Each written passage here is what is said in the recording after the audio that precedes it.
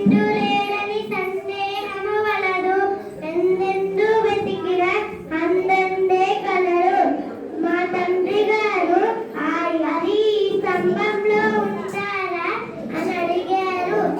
అప్పుడు నేను అన్నాను. అప్పుడు ఆ స్తంభాన్ని పగలగొట్టారు. అప్పుడు అది ప్రత్యక్షమయ్యారు.